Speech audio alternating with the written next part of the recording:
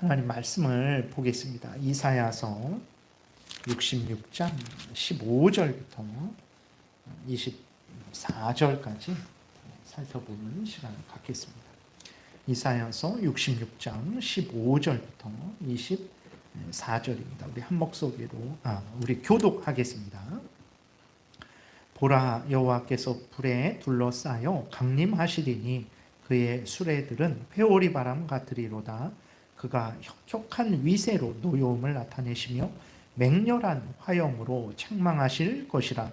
여호와께서 불과 칼로 모든 혈육에게 심판을 베푸신즉 여호와께 죽임당할 자가 많으리니 스스로 거룩하게 구별하며 스스로 정결하게 하고 동산에 들어가서 그 가운데 있는 자들을 따라 돼지고기와 가증한 물건과 쥐를 먹는 자가 다 함께 망하리라. 여호와의 말씀이니라. 내가 그들의 행위와 사상을 아노라. 때가 이르면 문 나라와 언어가 다른 민족들을 모으리니 그들이 와서 나의 영광을 볼 것이며 내가 그들 가운데 징조를 세워서 그들 가운데에서 도피한 자를 여러 나라 곧 다시스와 뼘과 활을 당기는 룻과 두발과 야완과 또 나의 명성을 듣지도 못하고 나의 영광을 보지도 못한 먼 섬들로 보내리니 그들이 나의 영광을 문나라에 전파하리라.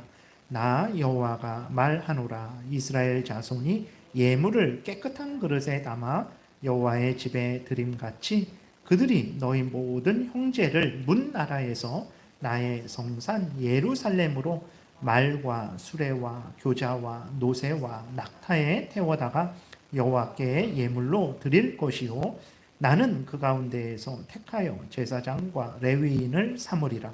여호와의 말이니라. 내가 지을 새하늘과 새 땅이 내 앞에 항상 있는 것 같이 너희 자손과 너희 이름이 항상 있으리라. 여호와의 말이니라. 여호와가 말하노라. 매월 초하루와 매 안식일에 모든 혈육이 내 앞에 나와 예배하리라. 그들이 나가서 내게 패역한 자들의 시체들을 볼 것이라. 그 벌레가 죽지 아니하며 그 불이 꺼지지 아니하여 모든 혈육에게 가증함이 되리라. 아멘. 기도드리겠습니다. 살아계신 하나님 아버지 감사합니다. 이 시간에 하나님의 말씀을 전하고 듣습니다. 성령께서 역사하셔서 우리를 향한 하나님의 뜻을 잘 깨달아 알게 도우소서. 하나님이 알려주시는 대로 믿고 따라서 하나님의 영광을 드러내게 하시고 많은 사람을 참되게 유익하게 하게 하시고 또 하나님께서 우리에게 주시는 큰 복을 우리도 풍성히 누리게 도우소서. 감사드리고 예수 그리스도의 이름으로 기도드렸습니다. 아멘. 예, 오늘은 이사야를 이제 마무리하는 시간을 갖겠습니다. 15절, 16절에 이렇게 살펴보게 되니까 보라, 여호와께서 불에 둘러싸여 강림하시리니 그의 수레들은 회오리 바람 같으리로다. 그가 혁혁한 위세로 노여움을 나타내시며 맹렬한 화염으로 책망하실 것이라.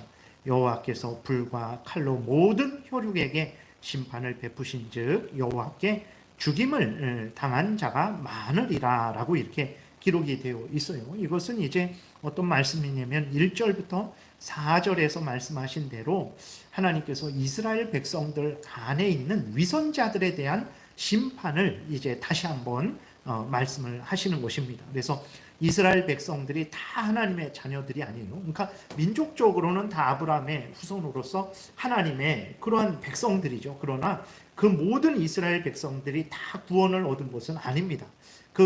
아브라함의 아들 중에서 이스마엘과 이삭이 있었죠. 근데 이스마엘은 버림을 받은 자고 이삭만 구원을 받은 자죠. 이삭의 아들 중에서 에서와 야곱이 있었죠. 근데 형 에서는 버림을 받았고 야곱은 구원을 받은 거죠. 그러니까 이스라엘 백성들 안에서도 참된 하나님의 백성이 있고 위선자들이 있었어요. 1절부터 4절에서 우리가 살펴봤던 대로 위선자들이 있었습니다. 그 위선자들은 어떤 삶을 살았냐면 하나님을 경외하지 않았어요. 하나님을 사랑하지 않았어요. 하나님을 자신의 하나님으로, 자신의 창조주요, 자신의 구원주로 믿고 하나님을 사랑하고 하나님을 의지하고 하나님의 말씀을 따르지 않았어요. 겉으로는 하나님을 섬겼죠. 근데 속으로는 우상을 섬기고 자기의 탐욕을 섬겼어요. 하나님의 말씀을 따르지 않았어요. 겉으로는 따르는 것 같았지만 속으로는 전혀 자기 생각을 따랐어요. 자기 경험을 따랐고 자기가 좋아하는 것을 따랐죠. 그러면서 하나님 앞에 예배드리는 거예요. 그러니까 겉모습으로는 아무런 문제가 없지만 그 속으로는, 그 중심으로는 하나님을 경외하지 않고 사랑하지 않고 믿지 않고 하나님께 순종하지 않는 거죠. 그래서 위선자들이죠. 겉과 속이 다른, 겉은 치장하지만 속은 아주 이렇게 새까맣게 그러한 아주 그 죄로 오염되고 부패된 그러한 자들이 있었거든요. 그러한 자들에 대한 이제 심판을 말을 하는 것입니다. 그리고 두 번째로는 이제 하나님께서 마지막 때에 예수 그리스도께서 재림하셔서 마지막 때에 하나님을 참되게 믿는 사람들, 예수 그리스도를 믿고 죄를 회개하고 미워하고 버리고 하나님을 사랑하고 하나님을 의지하는 그 예수 그리스도를 믿는 자들을 이제 구원하실 것이고, 그렇게 복음을 전했는데도 예수 그리스도를 믿지 않는 자들은 어떻게 합니까? 죄를 회개하지 않고 끝까지 자기의 탐욕대로 살아가고 하나님의 영광을 위하지 않고 자기의 영광만 위하고 사탄의 종로로 됐던 자들에 대해서는 하나님께서 그들에게 정말 분명한 형벌을 내리실 거죠. 그래서 하나님이 벌을 내리신다라는 것을 아주 엄미한 벌이기 때문에 15절에 다시 보게 되니까 불에 둘러싸여서 강림하실 것이다. 하나님께서 이렇게 아주 엄미하게 하나님을 거역하는 자들에게 벌을 내리실 것이라는 거죠. 그의 수레들은 회오리 바람 같으리로다. 그가 혁혁한 위세로 노여움을 나타내시고 맹렬한 화염으로 책망하실 것이다. 그래서 하나님을 이제 거역하는 자들에 대한 하나님의 심판이 엄미하시다라는 것을 이렇게 하나님이 증거하신 거예요.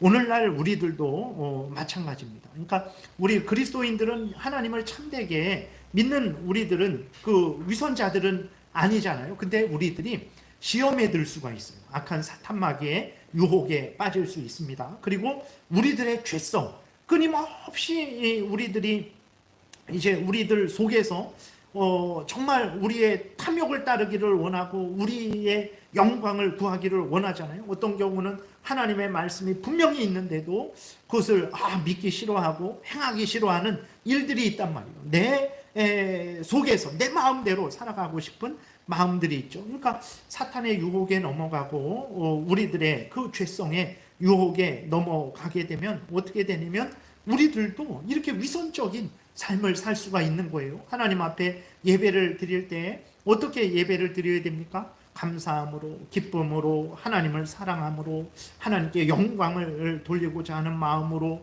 또 성도들을 서로 사랑하며 믿음의 또 교제를 나누면서 하나님 앞에 하나님 말씀대로 예배를 드려야 되는데 그러지 않을 때가 있어요.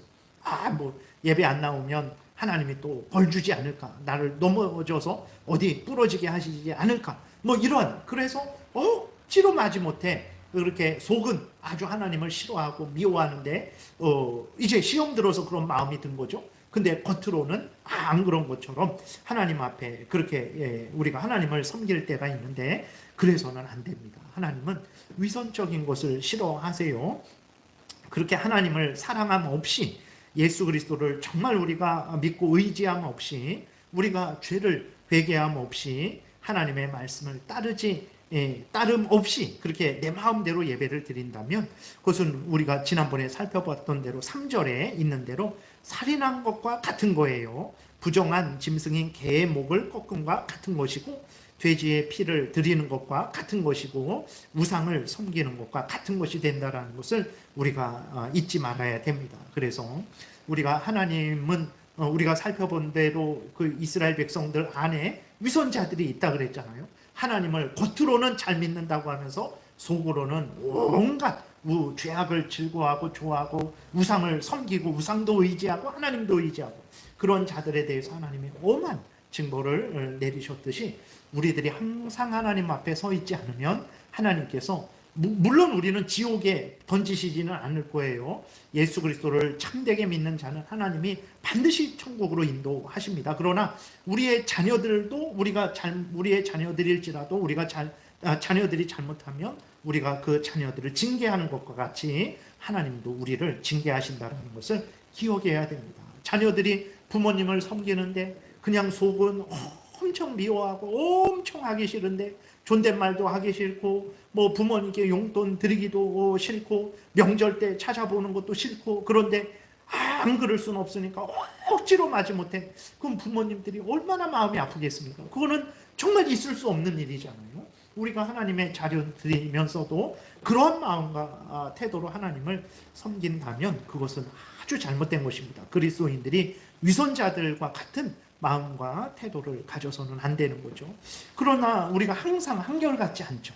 한결같이 하나님을 사랑하고 한결같이 하나님을 의지하고 그런 마음이 없다면 어떻게 해야 됩니까? 다시 우리는 회개해야 되고 성경을 읽으면서 내 마음이 어떤 마음과 태도로 하나님을 섬겨야 되는지 다시 한번 우리가 말씀을 듣고 그렇지 않은 것에 대해서는 회개하고 또 하나님께 은혜를 구하고 또 하나님의 그 위로를 구하고 그래서 우리가 항상 하나님 앞에 바로 서서 예배를 드릴 수 있도록 그렇게 기도해야 되는 것입니다. 그래서 17절에 보게 되면 이스라엘 백성들이 얼마나 위선적인지를 다시 한번 우리가 알 수 있어요. 스스로 거룩하게 구별하며 스스로 정결하게 하고 여기까지 보면 아니 이것은 옳은 것 아닙니까? 이스라엘 백성들이 자기들을 거룩하게 구별되게 죄에서 구별되게 또 정결하게 잘못된 것들을 다 마음으로 잘못한 거, 말로 잘못한 거, 행동으로 잘못한 것들을 회개하는 거죠. 회개해서 정결하게 하는 거죠.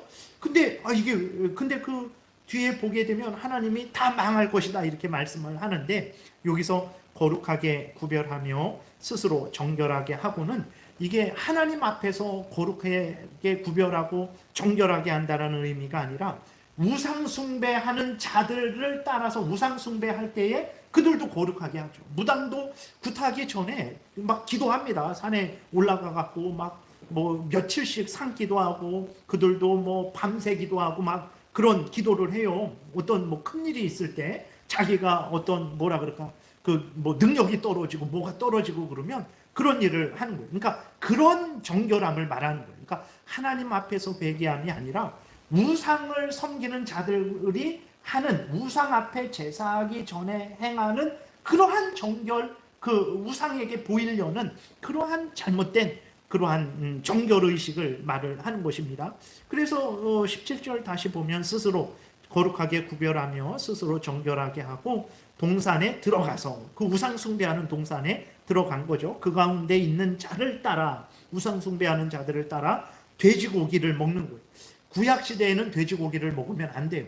돼지고기 자체가 나빠서가 아니라 하나님이 이스라엘 백성들은 하나님의 백성이다. 구별된 백성이다라는 걸 알려주기 위해서 먹을 고기, 먹지 못할 고기, 먹을 생선, 먹지 못할 생선, 먹을 그러한 식물, 먹지 못할 식물, 아무튼 그러한 것들을 하나님께서 다 구별을 해주셨거든요. 그래서 이스라엘 백성들로 하여금 제사 드릴 때만이 아니라 모든 가정생활, 모든 삶을 살아갈 때 항상 구별된 자라는 것을, 하나님의 백성이라는 것을 깨달아 알게 하신 거예요. 그래서 오늘날에는 그건 없어졌습니다. 그래서 우리가 아무 고기나 맛있게 감사함으로 먹으면 되는데 구약 때에는 돼지고기는 부정한 짐승이었거든요. 그래서 먹으면 안 됐는데 그 우상을 숭배하는 자들은 뭐 하나님의 말씀을 듣지 않으니까 자기들 마음대로 먹는 거죠. 그러니까 우상 숭배하는 자들과 함께 하니까 그 먹지 말아야 될 부정한 돼지고기를 먹는 거죠. 가증한 물건, 쥐를 먹는다 그랬어요. 쥐를 먹는 자들과 함께 하는 거예요. 그러니까 이스라엘 백성들이 이렇게 이제 위선되게 하나님의 백성이면서도 우상 숭배하는 자들과 전혀 다를 바가 없었고 그들과 함께하는 그러한 삶을 살면서 안식일이 되면 제사를 드리고 뭐 절기가 되면 하나님께 제사를 드리면서 자기들은 아닌 것처럼 그렇게 했던 거죠. 근데 하나님은 그것을 다 아십니다. 다 아세요. 18절에 그 보게 되니까 앞부분에 18절에 내가 그들의 행위와 사상을 아노라 이렇게 말씀하셨어요. 여러분 하나님은 다 아십니다. 시편 139편에 보게 되면 이렇게 다윗이 고백을 하고 있습니다. 여호와여, 주께서 나를 살펴보셨으므로 나를 아시나이다. 주께서 내가 앉고 일어섬을 아시고 멀리서도 나의 생각을 밝히 아시오며 나의 모든 길과 내가 눕는 것을 살펴보셨으므로 나의 모든 행위를 익히 아시오니 여호와여, 내 혀의 말을 알지 못하시는 것이 하나도 없으시니이다. 이렇게 기록이 되어 있어요. 그러니까 하나님은 다 아세요. 이스라엘 백성들 중에 그 위선자들은 이제 자기 겉을 꾸미는 거죠. 외식하는 거예요. 겉을 꾸며요. 겉을 꾸미면 하나님이 몰라보겠지 했지만 하나님은 겉만 보는, 우리 인간들처럼 겉만 보시는 분입니까? 아니에요. 심령과 그 골수를 찔러 쪼개서 그 숨은 모든 것들을 드러내시는, 밝게 하시는 하나님이시라는 것을 우리가 분명히 믿어야 됩니다. 그래서 이스라엘 백성들은 이렇게 속으로는 우상 숭배하고 하나님을 싫어하고 하나님의 말씀대로 살지 않으면서 겉을 꾸미고는 하나님을 잘 섬기는 것처럼 했었죠. 뭐 성전을 지어드리면 되겠지. 제가 하나님 짐승을 잡아드리겠습니다. 근데 그 속은 온갖 죄악으로 가득 차 있으니까 하나님이 그런 것은 개의 목을 꺾음과 같은 것이다. 돼지 피를 바르는 것이나 다름없고 살인하는 것이나 다름없다. 그렇게 예배드리는 것을 내가 미워하고 멸망시킬 것이다. 이렇게 하나님의 말씀을 하신 거거든요. 그래서 오늘도 마찬가지입니다. 오늘도 우리들이 하나님 앞에 절대로 우리의 그 어떤 속에 있는 더러운 것들, 더러운 생각들, 더러운 말들, 더러운 행동들을 감추려고 해서는 안 됩니다. 사람들은 속을 수 있어요. 제가 제 속에 있는 말을 안 하고 그냥 좋은 말로만 이렇게 하면 제 아내도 속일 수 있고 자식도 속일 수 있어요. 그러나 하나님은 절대 못 속인다라는 것을 우리가 분명히 기억을 해야 되는 것입니다. 그래서 그리스도인들은 항상 하나님 앞에 정직해야 돼요. 내가 하나님을 사랑하는 마음이 식어졌어요. 그 예배를 드리기가 싫어요. 그러면 하나님께 회개해야 됩니다. 하나님, 제 마음이 하나님을 사랑하고 주의를 지키는 것을 즐거워하고 기뻐해야 되는데 제 마음이 지금 그렇지 않습니다. 용서해 주시고 성령께서 역사하셔서 제가 하나님을 더 사랑하게 하시고 더 의지하도록 은혜를 내려주세요 라고 이렇게 기도를 해야지, 그러한 억지로 싫은 마음을 가지고 하나님 앞에 나오면 하나님도 기뻐하시지 않아요. 그러니까 마찬가지죠. 뭐 누가 우리에게 먹을 것을 주는데 정말 주기 싫은데 어쩔 수 없이 체면 때문에 주지 않으면 또 뭐 안 되니까 그런 식으로 누가 우리에게 먹을 것을 준다고 생각해 보세요. 그럼 여러분 기쁘게 받아 먹겠습니까? 됐어요, 안 먹을게요. 이 사람도 그러는데 하나님 앞에 나아갈 때는 정말 우리가 그 진실된 마음으로 나가야 되고, 혹시라도 내 마음이 하나님을 사랑하지 않는다면 정말 하나님께 회개하고 은혜를 구하고 하나님 앞에 그렇게 나아가면 되는 거예요. 얼마나 좋습니까? 내 마음이 뜨겁지 않아요? 내 마음이 하나님에 대한 정말 사랑함이 없고 세상에 대한 더 사랑함이 있어요? 근데 우리는 어떻게 하면 됩니까? 회개하고 용서를 빌고 은혜를 구하면 하나님이 용서해 주시고 다시 힘을 주시고 은혜를 주시잖아요. 얼마나 복됩니까? 근데 참 우리들은, 우리 이 그리스도인들임에도 불구하고 그 은혜를 허락하셨는데도 불구하고 그렇게 안 하는 거예요. 그러니까 우리들이 범죄에서 은혜를 참 못 받는 거죠. 그리고 어떤 죄를 졌을 때에는 절대로 하나님 앞에 숨길 생각을 해서는 안 됩니다. 다 하나님께 토로해야 돼요. 시편 32편 5절에 보게 되니까 내가 이르기를 내 허물을 여호와께 자복하리라 하고 주께 내 죄를 아뢰고 내 죄악을 숨기지 아니하였더니 곧 주께서 내 죄악을 사하셨나이다. 그래서 죄를 숨기지 말고 회개하면 어떤 죄든 용서해 주시고 하나님이 정말 새롭게 해 주십니다. 다윗을 보세요. 살인죄를 저질렀어요. 간음죄를 저질렀어요. 그런데 중심으로 하나님 앞에 회개하니까 하나님이 용서하셨어요. 우리에게 정말 이렇게 용서의 은혜가 있는 것입니다. 그러므로 다윗도 자기의 죄를 숨기지 않고 하나님 앞에 다 토로했더니 하나님이 자기의 죄악을 용서하셨다. 이걸 기록해서 우리에게 알려주는 거잖아요. 그러니까 이스라엘 백성들의 그 위선자들은 진짜 벌받을 만해요. 하나님이 그들에게 나는 이런 자다, 너희들이 솔직하게 회개하고 돌아오면 내가 너희들을 용서하고 너희들을 새롭게 하고 회복시켜 주겠다 그랬는데, 아멘, 그렇습니까? 정말 감사합니다. 근데 이 속으로는 내가 미쳤어? 왜 하나님을 믿고 내가 왜 내 마음대로 못 살아가? 저 우상도 섬겨야지. 하나님만 섬긴다고 되겠어?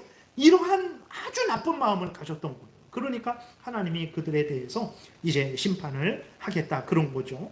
우리는 절대로 그래서는 안 됩니다. 항상 하나님 앞에서 하나님은 그 위선되는 우리의 모든 숨은 죄악까지도, 은밀한 죄악까지도 다 밝게 아시고 드러내시는 분이라는 것을 우리가 분명히 기억하고 하나님 앞에 진실된 마음으로 항상 하나님을 섬겨야 되는 거예요. 그래서 이런 심판이 이사야 때만 있는 게 아닙니다. 오늘도 있다라는 것을 우리가 기억하고 하나님 앞에 바로 서야 됩니다. 시편 53편 2절에 보게 되니까 하나님이 하늘에서 인생을 굽어 살피사 지각이 있는 자와 하나님을 찾는 자가 있는가 보려 하신즉 그랬어요. 이게 이사야 때면 그런 거 아닙니다. 하나님은 창세 이래로 마지막까지 하나님은 모든 인간들의 언행심사를 살피세요. 그 마음의 숨은 생각까지도 다 드러내시는 하나님이시라는 것을 우리가 기억하고, 그리스도인들은 교회에서만 잘해서는 안 됩니다. 가정에서도 잘해야 돼요. 직장에서도 잘해야 돼요. 그리스도인들과 있을 때만 잘해서는 안 됩니다. 불교 신자와 있을 때에도 바로 서야 됩니다. 믿지 않는 자들과 있을 때에도 바로 서야 돼요. 시장에 있을 때도 바로 서야 됩니다. 힘들고 어려울 때에도, 부할 때에도 항상 어떤 형편 처지든지 그리스도인들은 항상 하나님 앞에 바로 서야 된다라는 것을 우리가 명심을 해야 되는 것입니다. 18절 이제 중간부터는 이제 또 다른 내용이에요. 다른 내용인데 어떤 내용이냐면 이제 하나님께서 이스라엘 백성들을 포로에서 돌아오게 하실 것이다 라는 것을 말씀을 하시는 것이고, 또 두 번째로는 이제 모든 이방 민족들에게 예수 그리스도의 복음이 증거되어서 모든 이방 민족 가운데 있는 하나님의 택한 백성들을 모으신다라는 그러한 내용입니다. 그래서 18절부터 21절에 보게 되면 18절 앞에는 말씀을 드렸죠. 하나님이 그 위선자들의 마음을 다 아신다 그랬어요. 우리 18절부터 21절까지 우리 교독하겠습니다. 제가 먼저 읽겠습니다.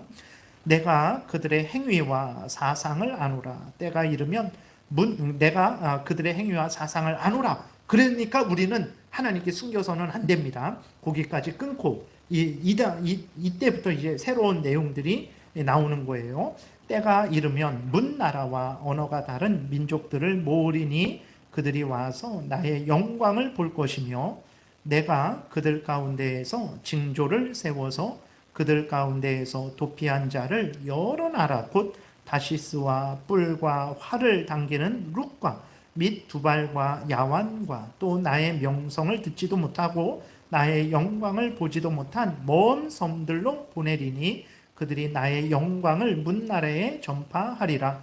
나 여호와가 말하노라. 이스라엘 자손이 예물을 깨끗한 그릇에 담아 여호와의 집에 드림같이 그들이 너희 모든 형제를 문나라에서 나의 성산 예루살렘으로 말과 수레와 교자와 노새와 낙타에 태워다가 여호와께 예물로 드릴 것이요 나는 그 가운데에서 택하여 제사장과 레위인을 삼으리라. 여호와의 말이니라. 그래서 이것은 첫 번째로는 이스라엘 백성들이 지금 이제 이사야 선지자 이후에 한 100년 정도 있다가, 대략 그 정도 있다가 바벨론 포로로 끌려가거든요.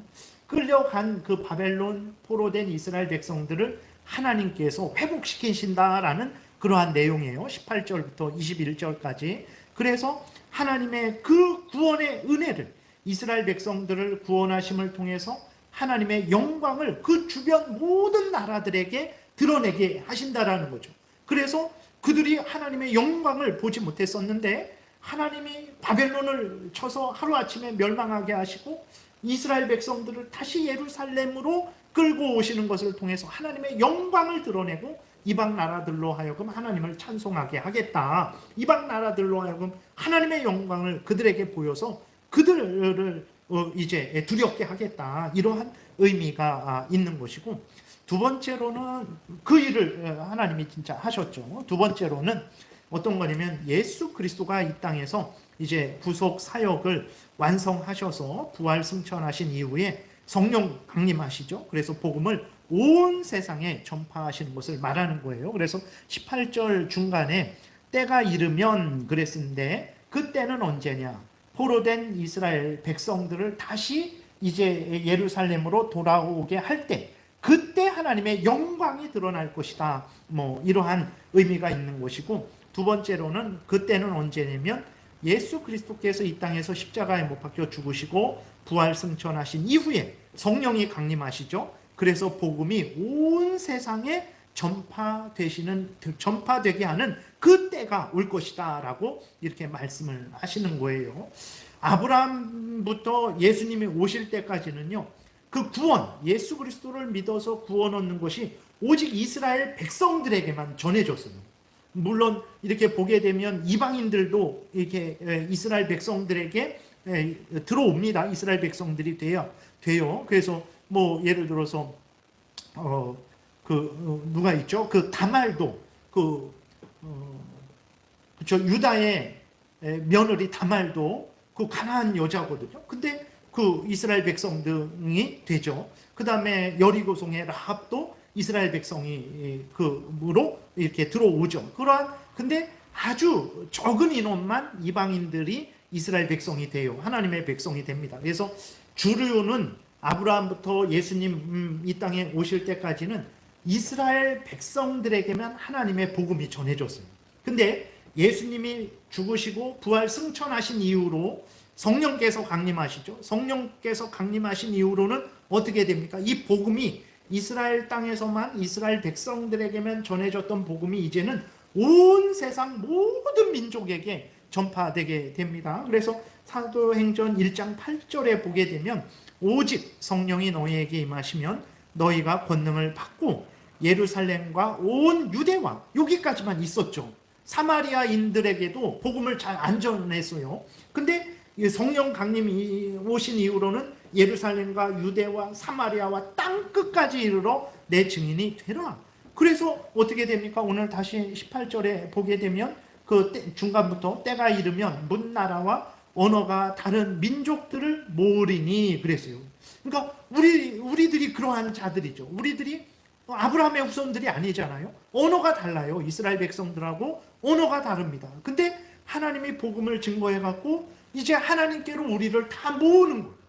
복음이 전파되어서 세상 모든 나라에 전파되어서 그 세상 모든 나라에 있는 하나님의 택한 백성들을 하나님께로 다 모으는 거죠. 그래서 우리가 하나님의 영광을 보고 있잖아요. 우리가 눈으로는 보는 거 아니죠. 그러나 여러분, 우리가 하나님의 말씀을 통해서 하나님의 영광이 얼마나 영광스러운지 우리는 잘 모르죠. 그러니까 바울이 이제 에베소 교인들을 위해서 1장에서도 3장에서도 정말 내가 항상 너희들을 위해서 기도한다. 하나님의 그 은혜의 길이와 넓이와 높이와 크기가 얼마나 영광스러운지, 얼마나 영광스러운 능력으로 너희들을 구원했는지 알게 해주시기를 위해서 내가 늘 기도한다. 그러니까 우리 기도해야 됩니다. 하나님의 은혜가 얼마나 풍성한 은혜인지, 하나님의 영광이 얼마나 복된 영광인지 하나님 날마다 알아가게 해달라고 우리는 기도해야 돼요. 그러니까 우리의 믿음이 자라지 않는 것 중에 하나는 우리가 사모함으로 하나님의 말씀을 듣고 그 말씀을 믿고 순종하지 않아서, 세례와 성만찬을 믿음으로 그 의미를 알고 그 믿음으로 참여하지 않아서, 그리고 우리가 이렇게 하나님이 구해라 그러면 찾을 것이다, 얻을 것이다, 두드려라 그러면 열릴 것이다, 찾아라 그러면 찾을 것이다 약속을 하셨는데도 우리가 찾지 않고 구하지 않고 두드리지 않아서 은혜를 못 받는 그러한 이유도 있는 것입니다. 그래서 어쨌든 우리가 하나님의 지금 영광을 누리고 있죠. 하나님이 잘은 모르지만 어쨌든 하나님이 지극히 영광스러우신 분이요, 가장 존귀하신 분이요, 우리는 땅에 있지만 하나님은 하늘에 계신 그러한 지극히 거룩하시고 존귀하신 하나님이라는 것을 우리가 보고 있는 거죠. 그러니까 때가 되니까 하나님이 계획하신 대로 복음이 온 세상에 전파되어서 나라와 언어가 다른 민족인 우리들도 하나님 앞에 나와서 하나님의 자녀가 되어서 이렇게 하나님을 섬기고 은혜를 누리고 있는 거죠. 19절도 내가 그들 가운데에서 징조를 세워서 그들 가운데에서 도피한 자를 여러 나라 곧 다시스와 뿔과 활을 당기는 룩과 및 두발과 야왕과 또 나의 명성을 듣지도 못하고 나의 영광을 보지도 못한 먼 섬들로 보내리니 그들이 나의 영광을 문나라에 전파하리라. 그러니까 하나님께서 진짜 하나님의 백성들을 이제 세워서 모든 곳에 전파하시는 거죠. 그래서 이제 모든 세상에 우리들도 복음을 때문에 듣고 이렇게 하나님을 믿고 섬기게 된 거죠. 그래서 하나님이 우리를 하나님의 제사장 삼은 거예요. 그러니까 20절에 나 여호와가 말하노라 이스라엘 자손이 예물을 깨끗한 그릇에 담아 여호와의 집에 드림같이 그들이 너희 모든 형제를 문나라에서 나의 성산 예루살렘으로 말과 수레와 교자와 노새와 낙타에 태워다가 여호와께 예물을 드릴 것이요 나는 그 가운데에서 택하여 제사장과 레위인을 삼으리라. 그렇죠. 우리들이 영적인 제사장입니다. 이 예수님 오시기까지는 레위인들만, 레위 지파만, 아론의 자손들만 제사장이었어요. 그러나 이제는 우리도 영적인 제사장이 되어서 여러분 제사장만 하나님 앞에 나와서 그 제사일 그런 걸 할 수 있어요. 그러나 우리 모두가 다 하나님의 그러한 자녀들이고 영적인 제사장들이 된 거죠. 그래서 여러분들이 직접 하나님께 나갈 수 있잖아요. 뭐 누구를 거쳐서 나가는 거 아닙니다. 저를 거쳐서 나가는 거 아니에요. 예수 그리스도를 믿고 의지함으로 하나님 앞에 직접 나아갈 수 있게 된 거죠. 그러니까 우리가 영적인 제사장이 된 거예요. 그래서 이 18절부터 21절은 첫 번째로는 바벨론 포로된 이스라엘 백성들을 돌아오게 하신다라는 그러한 약속이고, 두 번째로는 복음을 온 세상에 전파하셔서 이제 모든 이방 가운데 있는 하나님의 택한 백성들을 이제 구원하신다라는 거죠. 그래서 에베소서 2장 13절에도 보게 되니까 이제는 전에 멀리 있던 너희가, 에베소 교인들은 멀리 있었죠. 이스라엘 백성이 아니었거든요. 근데 때가 되니까 이제 어떻게 되냐면 그리스도 예수 안에서 그리스도의 피로 가까워졌어요. 이스라엘 백성들과 에베소인들은 원수들입니다. 이스라엘 백성들은 하나님의 백성이고 하나님을 섬기는 자들이었죠. 에베소인들은 우상을 섬기고 하나님의 원수였어요. 마귀의 종로로 타는 자들이었어요. 그런데 예수 그리스도의 피로 말미암아 이스라엘 백성들과 이스라엘 백성들처럼 에베소인들도 하나님의 백성이 된 거죠. 가까워진 거예요. 그래서 14절에 그는 우리의 화평이신지라, 예수 그리스도가 그런 거죠. 둘로 하나를 만드사. 그러니까 이스라엘 백성들 또 이방인들 나뉘어져 있었는데 하나로 만드신 거예요. 원수된 것, 곧 중간에 막힌 담. 예수님 오시기까지는 복음이 이스라엘에게만 있었죠. 담으로 막혀 있어갖고 이방으로 안 나갔어요. 근데 하나님이 그 담을 헐어버리셨어요. 그래서 복음이 유다와 사마리아와 땅끝까지 이르게 된 것입니다. 그것을 말하고 있는 거예요. 그래서 18절부터 21절은 복음이 증거되어서 하나님의 택한 백성들이 하나님께로 돌아오게 되는 그것을 나타내는 것이고, 그리고 또 마지막 때에 예수 그리스도께서 오셔서 모든 하나님의 택한 백성들을 모으시는 그것을 또 나타내는 거예요. 마태복음 24장에 보게 되니까 그날 환난 후에 즉시 해가 어두워지며 종말 때를 말하는 거예요. 예수님이 재림하실 때 달이 빛을 내지 아니하며 별들이 하늘에서 떨어지며 하늘의 권능들이 흔들리리라. 그때 인자의 징조가 하늘에서 보이겠고 그때에 땅의 모든 족속들이 통곡하며 그들이 인자가 구름을 타고 능력과 큰 영광으로 오는 것을 보리라. 그가 큰 나팔 소리와 함께 천사들을 보내리니 그들이 그의 택하신 자들을 하늘 이 끝에서 저 끝까지 사방에서 모으리라. 그것처럼 이제 마지막 날에 모든 택한 백성들을 불러 모으셔서 어떻게 합니까? 영원한 새하늘과 새 땅에 들어가게 하시는 거죠. 오늘 본문 22절, 23절에 보게 되니까 내가 지을 새하늘과 새 땅이 내 앞에 항상 있는 것 같이 너희 자손과 너희 이름이 항상 있으리라. 여호와의 말이니라. 여호와가 말하노라. 매월 초하루와 매 안식일에 모든 혈육이 내 앞에 나와 예배하리라. 그러니까 영원한 새하늘과 새 땅을 이제 알려주시는데, 구약시대 이사야 당시에 이스라엘 백성들에게 알려주니까 하나님 앞에서 하나님의 백성들이 항상 하나님 앞에 제사 드리는 그 당시에 모습을 가지고 이렇게 새하늘과 새 땅의 모습을 알려주신 것입니다. 여러분, 정말 하나님은 하나님의 택한 백성들을 진정으로 구원하시는 분이에요. 18절부터 21절에 그 앞쪽에서는 이제 하나님을 거역하는 자들을 반드시 위선자들을 벌하신다 그랬죠. 겉으로는 여기에 불교 신자가 와 있고 신천지가 와 있고 뭐 무선명 통일교가 와 있고 그래도 몰라요. 왜냐면 우리들은 속을 볼 수 없으니까. 그러나 하나님은 다 아시죠. 그래서 위선자들을 골라내셔서 영원한 지옥불에 던져 놓으실 거예요. 그러나 하나님은 또 동시에 참되게 믿는 자를 아시죠. 그래서 그들은 영원한 새하늘과 새 땅으로 인도하실 것입니다. 그러니까 하나님은 하나님의 택한 백성들을 반드시 구원하세요. 죄를 져서 징계받아서 70년 동안 포로로 끌려갔는데 때가 되니까 하나님은 그 바벨론 포로 이스라엘 백성들을 다시 돌아오게 하셨죠. 진실로 그렇습니다. 오늘날도 이 구원의 은혜를 우리가 잘못해서 징계를 받아서 큰 어려움을 당할 수 있어요. 그러나 회개하고 용서를 빌고 은혜를 구하면 하나님께서는 정말 때가 되면 우리를 다시 회복시키시는 것입니다. 그리고 이제 우리 택한 백성들이 이 시대에 태어난 것도 우연이 아니에요. 하나님이 이때에 태어나게 하시고 또 복음이 다 그때 전해지게 하셔서 우리를 불러 모으신 것이잖아요. 우연이 아닙니다. 복음이 다 그렇게 증거되어서 택한 백성들이 있는 곳에는 적당한 때에, 가장 알맞은 때에 복음이 전파되어서 하나님의 택한 백성들을 구원을 하신 거죠. 그리고 마지막 때에 하나님께서 천사들을 온 곳에 보내셔서 하나님의 택한 백성들을 불러 모으셔서 새하늘과 새 땅에 들어가게 하실 거예요.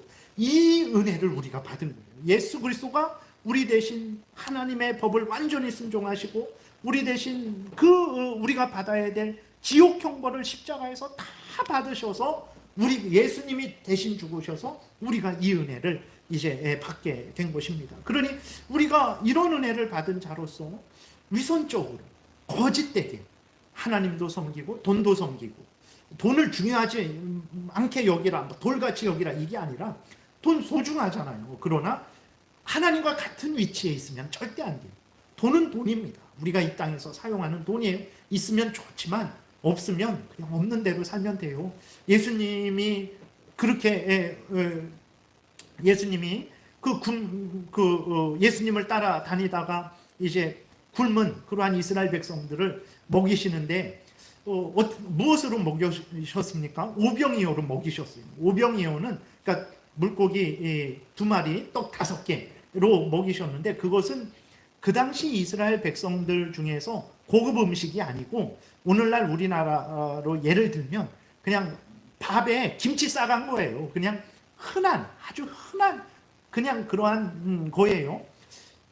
예수님이 그걸로 5,000명을 먹이시고 또 4,000명, 남자만 4,000명, 남자만 5,000명을 그렇게 먹이셨거든요. 그러니까 우리가 이 땅에서 살아가는데 하나님을 믿고 살아가면 하나님은 반드시 하나님의 자녀들을 구원하시는데, 물론 우리가 원하는 그러한 아주 우리의 탐욕을 채워주시도록 그렇게 하시지는 않지만 하나님은 반드시 하나님의 택한 백성들을 반드시 구원하신다는 것을 우리가 분명히 믿어야 되는 것입니다. 그래서 우리가 이러한 은혜를 받았는데 우리에게 육신적인 양식도 주시는 분이요, 그 영혼의 양식도 주시는 분이요, 우리를 죄에서, 죄의 형벌에서, 지옥 죽음에서, 이생의 비참함에서, 또 사탄의 종로로 타는 데서 건져내셔서 우리를 영원한 천국으로 인도하시는 은혜를 주신 거죠. 우리를 하나님의 자녀 삼아 주셔서. 그런데 우리가 어찌 하나님 앞에 위선적으로, 그렇게 형식적으로 사랑하지 않으면서 하나님을 섬길 수 있겠습니까? 만약에 우리가 일시적으로 그럴 수 있어요. 우리가 우리의 죄성에 지배를 받을 때, 우리가 우리 죄에게 지배를 받을 때가 있잖아요. 말씀드린 대로 사탄의 유혹에 넘어갔을 때, 세상의 유혹에 빠졌을 때, 그때 일시적으로 그럴 수는 있어요. 그러나 그게 계속해서 하나님이 싫고 정말 내가 왜 마음과 뜻과 정성과 목숨을 다해서 하나님을 섬겨야 되지? 이해가 안 되네 라고 한다면 그것은 어쩌면 하나님을 안 믿는 걸 수도 있어요. 진실되게. 예. 우리가 점검을 해야 됩니다. 이게 내 죄성에 내가 사로잡혀서 그런가? 세상의 유혹에 화려하고 정말 부귀영화 그런 거 봐갖고 내 마음이 흔들려서 일시적으로 그런가? 아니면 사탄 마귀의 속임에 넘어가서 그런가? 점검을 해야 되죠. 사탄 마귀와 맞서 싸우고 세상은 다 지나가는 것들이고 나그네 인생이라는 것을 깨달아 알고 진짜 복은 하나님과 함께하는 것이요, 하나님이 나의 하나님, 내가 하나님의 자녀 되는 것이라는 것을 다시 한번 생각해서 내 마음을 돌려야 되는 거죠. 그러나 그렇지 않고 그럴 마음도, 내 마음을 돌릴 마음도 없고 정말 내가 왜 내 인생을 하나님을 위해서 희생하고 헌신해야 돼?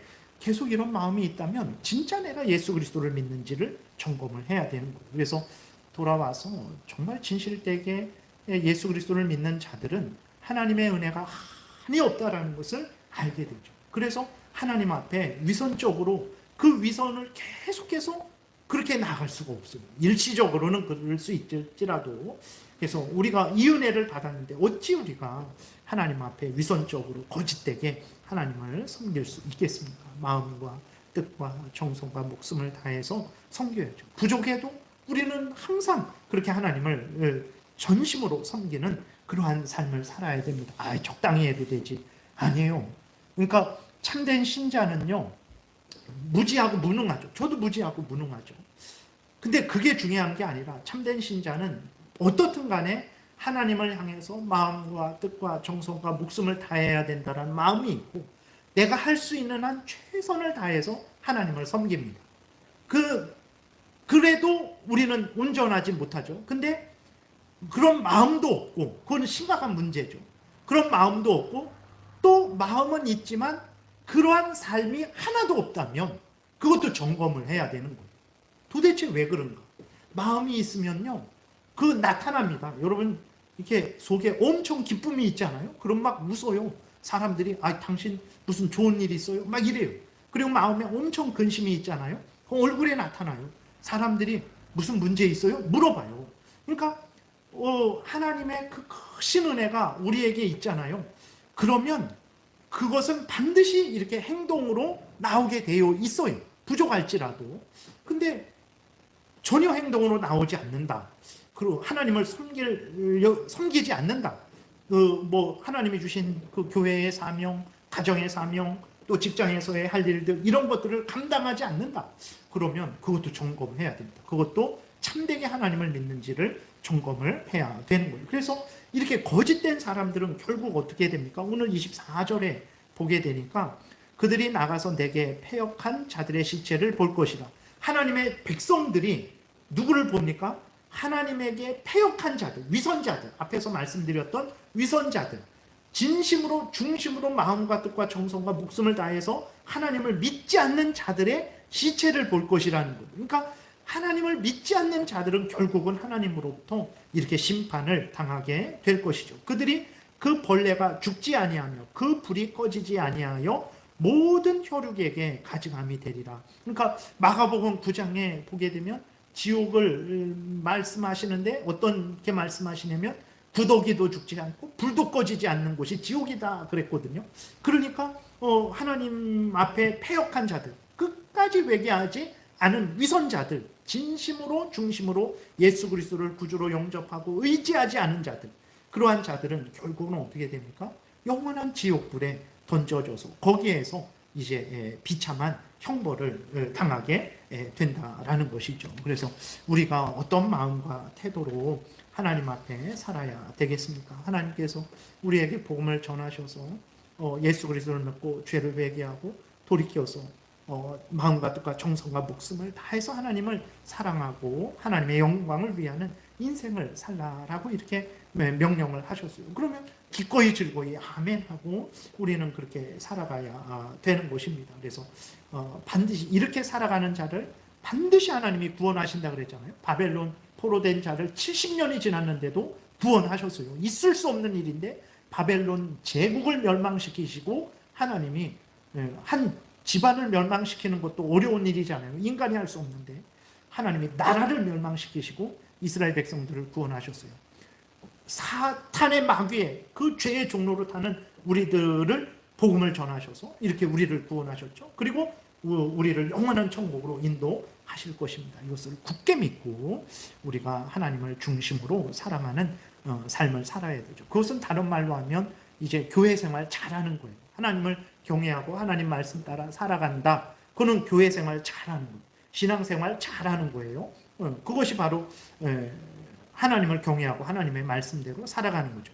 교회 생활만 신앙생활만 잘하냐 그러지 않죠. 하나님이 우리의 가정도 하나님이 주신 가정이죠. 가정생활도 잘해야 됩니다. 내가 다니는 직장도 우연히 그냥 내가 스스로 얻었습니까? 하나님의 섭리 가운데 나를 글로 보내주셨죠. 그러니까 직장에서도 잘 그렇게 생활을 해야 되는 것이죠. 그러니까 우리가 항상 어느 곳에 있든지 무엇을 하든지 하나님을 경외하고 예수 안에서 나의 아버지 되신 우리 아버지 대신 하나님을 경외하고 하나님의 말씀을 따라 살아가는 삶. 그렇게 못했을 때 회개하고 돌이키고 은혜를 구해서 다시 마음과 뜻과 정성과 목숨을 다해 하나님을 사랑하는 삶. 이 삶을 살아가야 되겠습니다. 기도드리겠습니다. 살아계신 하나님 아버지 감사합니다. 참 지금은 인간들 눈에는 위선자가 보이지 않고 참된 신자를 우리는 명확히 구분할 수 없습니다. 그러나 지금 하나님이 다 살펴보고 계시고 과거에도 살펴보셨고 그에 상응하는 상벌을 주셨고 지금도 살펴보고 계시고 하나님을 참되게 믿는 자들에게 은혜를 부으시고 위선적으로 믿는 자들에게 하나님께서 벌을 내리시고 마지막 때에 하나님을 참되게 믿는 자들을 불러 모으셔서 영원한 천국 새하늘과 새 땅으로 인도하실 것이고 끝까지 회개하지 않고 위선적으로 우상을 섬기며 하나님을 대적하는 자들은 영원한 지옥불에 던질 것을 우리는 분명히 믿습니다. 하나님께서 이 하나님의 뜻을 밝게 알려주셨사오니 하나님을 믿는 우리들이 하나님과 함께 새하늘과 새 땅에서 영생을 누릴 것을 굳게 믿고 소망 중에 이 땅에서 중심으로 전심으로 하나님을 믿고 섬기게 도우소서. 감사드리고 예수 그리스도의 이름으로 기도드렸습니다. 아멘.